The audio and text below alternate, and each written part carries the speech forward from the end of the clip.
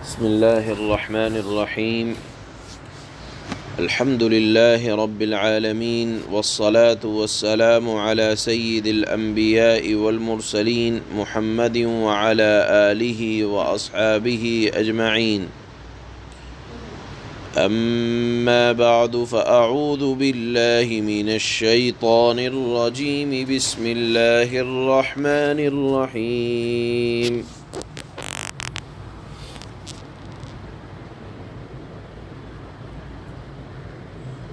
والذي خلقكم من طين ثم قضى أجلا وأجل مسمى عنده ثم أنتم تمترون وهو الله في السماوات وفي الأرض يعلم سركم وجهركم ويعلم ما تكسبون. صدق اللہ مولانا العلی العظیم.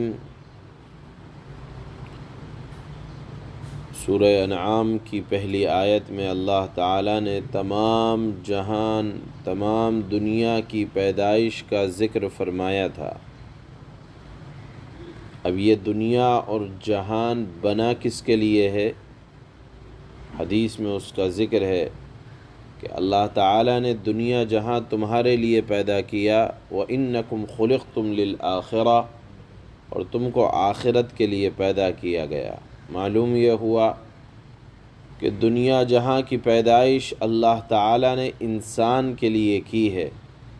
لہذا ان آیات میں اللہ تعالیٰ نے آج جو دو آیتیں اس وقت پڑھی جا رہی ہیں، انسان کی پیدائش کو بیان فرمایا ہے اور بتلایا ہے کہ دیکھو ذرا غور کرو کہ اللہ تعالیٰ نے سب سے شروع میں بے جان مٹی سے، طین کہا جاتا ہے بے جان مٹی سے، حضرت آدم علیہ السلام جو سب سے پہلے انسان ہیں، جن کی وجہ سے ہمیں آدمی کہا جاتا ہے، آدم والا، ان کا پتلا اللہ تعالیٰ نے مٹی سے تیار کیا اور کس طرح سے زندگی اس کے اندر اللہ نے ڈالی اور اتنے کمال تک پہنچایا، ان کو انسانی کمالات کے عروج پر پہنچایا.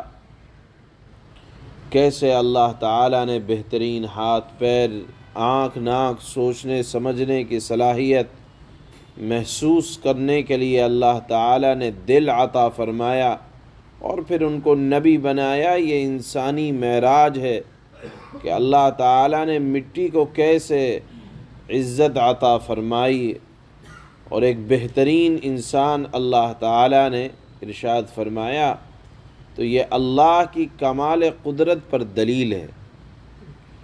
اور صرف یہ نہیں کہ یہ پرانی بات تھی کہ حضرت آدم کا پتلا اللہ تعالیٰ نے مٹی سے بنایا اور آج ہمارے لیے کوئی دلیل نہیں ہے. یہ بات اللہ تعالیٰ نے اور واضح فرمائی کہ صرف حضرت آدم ہی کو کیوں، آج بھی دیکھو مٹی سے غذائیں، مٹی ہے بے جان محسوس ہوتی ہے، لیکن آپ اس مٹی پہ محنت کریں، دانہ ڈالیں، وہ آپ کے لیے غذائیں نکالتی ہے اور آپ وہ غذائیں کھاتے ہیں تو اس غذا سے انسان کا خون بنتا ہے. اس خون سے اللہ تعالیٰ، خون کے اعلیٰ حصے سے اللہ تعالیٰ نطفہ بناتے ہیں اور پھر وہی نطفے سے انسان اللہ کے حکم سے انسان بنتے رہتے ہیں، بچوں کا وجود ہوتا رہتا ہے.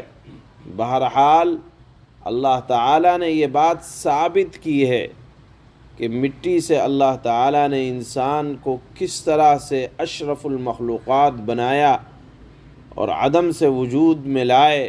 اور پھر یہی نہیں کہ اللہ تعالیٰ نے انسان کو بنا دیا تو وہ ہمیشہ کے لیے آ گیا، نہیں. ثم قضى اجلا، اللہ تعالیٰ نے ہر ایک انسان کی موت کا ایک وقت مقرر کیا ہے کہ جب آدمی دوبارہ اسی مٹی میں جا ملتا ہے جس سے پیدا کیا گیا تھا۔ تو دنیا جہاں کی پیدائش کا تذکرہ کرنے کے بعد اور یہ بتلانے کے بعد کہ ہر شخص کو ایک معین وقت تک زندہ رہنے کا حق ہے اور اس کے بعد موت ہے، اس کا مقصد یہ ہے کہ انسان کی طرح اس جہاں کا بھی فنا ایک وقت مقرر ہے جسے قیامت کبریٰ کہا جاتا ہے۔ دیکھیے، ایک ہوتی ہے قیامت صغریٰ، ہر آدمی کی موت یہ اس کے لیے قیامت سے کم نہیں ہے، لیکن یہ قیامت، شخصی قیامت کب آئے گی جسے موت کہا جاتا ہے، اس کا بھی کسی کو علم نہیں ہے۔ لیکن جب آدمی مر جاتا ہے، اس مرنے کے بعد پورے عالم کے اوپر بھی ایک فنا آئے گی جسے قیامت کبریٰ، بڑی والی قیامت، کہ جس میں پورے عالم کو اللہ تعالیٰ فنا کر دے گا اور پھر اس کے بعد اللہ تعالیٰ زندگی عطا فرمائیں گے، اور اس کی زندگی آنے والی موت کے بعد جو اللہ تعالیٰ زندگی عطا فرمائیں گے اس کی لمٹ کیا ہے یا وہ کب آئے گی، اس کا علم اللہ کے علاوہ کسی اور کے پاس نہیں ہے۔ بہرحال اللہ تعالیٰ نے اس لطیف انداز سے اپنی قدرت کو سمجھایا ہے کہ دیکھو، پیدا کرنا، قدرت دینا اور پھر فنا کرنا، یا زندگی دینے کے بعد موت دینا اور پھر موت دینے کے بعد دوبارہ زندگی دینا، یہ تمام کا تمام اللہ رب العزت والجلال کی کمال قدرت کی وجہ سے ہونے والا ہے۔ اور موت کب آئے گی، قیامت صغریٰ، شخصی موت کب آئے گی، اس کا علم بھی اللہ کے پاس ہے۔ اور پھر قیامت کبریٰ، بڑی والی قیامت کہ جس میں پوری دنیا تباہ ہو جائے گی، وہ کب آئے گی، اس کا بھی علم اللہ کے پاس ہے۔ اور پھر جو زندگی ملنے والی ہے وہ کتنی زندگی ہوگی، وہ بھی اللہ کے علم میں ہے۔ پھر اللہ نے فرمایا، ان تمام قدرتوں کو دیکھنے کے باوجود ثم انتم تمترون، پھر بھی تم شک کرتے ہو کہ اللہ رب العزت والجلال کا وجود ہے یا نہیں ہے، یا اللہ تعالی موجود ہے یا نہیں ہے، یا اللہ کی قدرت ہے یا نہیں ہے، پھر بھی تم شک کرتے ہو۔ اللہ تعالی نے تعجب کے اظہار کرتے ہوئے یہ ارشاد فرمایا، پھر فرماتے ہیں وَهُوَ اللَّهُ فِي السَّمَاوَاتِ وَفِي الْأَرْضِ، اللہ وہی گویا کہ تعارف کرا رہے ہیں، اللہ تعالیٰ توحید پر زور دے رہے ہیں کہ اللہ وہ ذات ہے جو آسمانوں اور زمین میں لائق عبادت ہے، عبادت کے لائق صرف اللہ ہے، طاعت کے لائق صرف اللہ ہے۔ کیوں؟ یعلم سرکم، وہ تمہارے چھپی ہوئی باتوں کو بھی جانتا ہے، تمہارے ظاہر کو بھی جانتا ہے، تمہارے باطن کو بھی جانتا ہے، تمہارے حال کو بھی جانتا ہے، تمہارے مستقبل کو بھی جانتا ہے، تمہارے اعمال کو بھی جانتا ہے، تمہاری باتوں کو بھی جانتا ہے، تمہارے کردار سے بھی اللہ تعالی پورا واقف ہے۔ مطلب یہ ہے کہ تمہاری ذات اور تمہارا عمل اللہ کے قدرت کے احاطے اور اللہ تعالیٰ کے علم سے باہر نہیں ہے۔ جب باہر نہیں ہو تم تو اللہ کو چھوڑ کر کیوں دوسروں کی پرستش کرتے ہو اور کیوں خیالی چیزوں کی عبادت میں لگے ہوئے ہو؟ حاصل یہ ہے اللہ تعالیٰ کا کہ اللہ تعالیٰ نے وحدانیت کا اعتراف کرایا ہے، اور پھر فرمایا ہے کہ جو ذات غیب کی اور چھپی ہوئی اور ظاہر سب باتوں کو جانتا ہے، تو وہی ایسی ذات ہے جو لائق تعظیم ہے، لائق عبادت ہے، وہی ذات ایسی ہے جس کی اطاعت کی جائے گی۔ یہی مضمون اللہ تعالیٰ نے ان دو آیتوں میں بیان فرمایا ہے۔ اللہ فرماتے ہیں هو الذي خلقكم من طين ثم قضى أجلا وأجل مسمى عنده ثم أنتم تمترون۔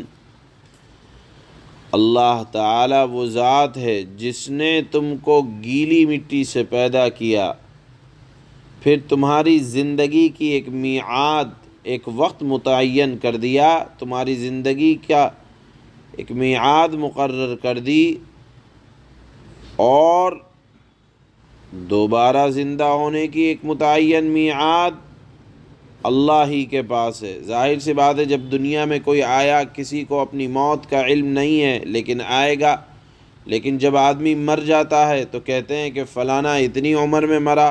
معلوم یہ ہوا کہ موت نے عمر تو متعین کر دی، لیکن مرنے کے بعد جب دوسری زندگی آئے گی وہ کب آنے والی ہے اس کا علم بھی اللہ کے پاس ہے، اور وہ کتنی ہوگی اس کا علم بھی اللہ کے پاس ہے۔ انسان کو اللہ تعالیٰ نے کمال علم نہیں عطا فرمایا، کمال علم، علم کا کمال مکمل اعتبار سے وہ اللہ کے پاس ہے۔ یہی آیت بتلاتی ہے کہ پھر تمہاری زندگی کی اللہ تعالیٰ نے ایک میعاد مقرر کر دی، اور دوبارہ زندہ ہونے کی ایک متعین میعاد، متعینہ وقت اللہ کے پاس ہے، پھر بھی تم شک میں پڑے ہوئے ہو اللہ کے وجود سے۔ وَهُوَ اللَّهُ فِي السَّمَاوَاتِ وَفِي الْأَرْضِ يَعْلَمُ سِرَّكُمْ وَجَهْرَكُمْ وَيَعْلَمُ مَا تَكْسِبُونَ۔ اللہ وہی ہے کہ جو آسمانوں میں بھی ہے اور زمین میں بھی ہے۔ اللہ کی طاقت آسمان اور زمین کو گھیرے ہوئے ہے، وہ تمہارے چھپے ہوئے بھید بھی جانتا ہے، رازوں سے بھی واقف ہے، اور کھلے ہوئے حالات کو بھی جانتا ہے، اور جو کچھ کمائی تم کر رہے ہو اللہ تعالیٰ اس سے بھی واقف ہے، تمہارے حال سے بھی واقف ہے اللہ رب العزت والجلال۔